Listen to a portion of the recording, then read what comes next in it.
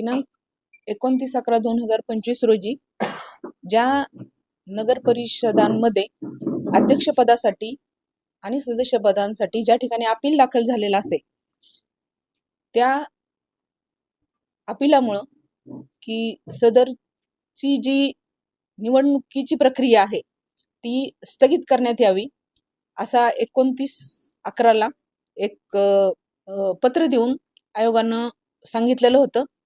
त्यानुसार आज आपल्याकडे 21 तारखेला जे काही अपील झालेलं होतं आणि 24 तारखेला त्या अपिलाचा कोर्टानं आपल्याला निर्णय दिलेला होता.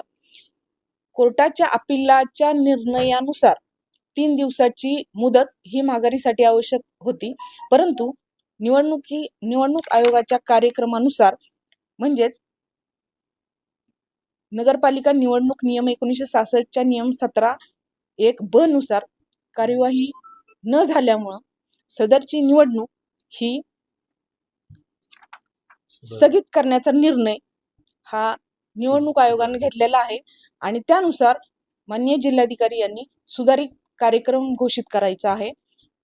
4 तारखेला जिल्हाधिकारी सुधारित कार्यक्रम घोषित करतील आणि त्यानुसार पुढचा जो निवडणुकीची प्रक्रिया आहे ती चालू ठेवण्यात येईल.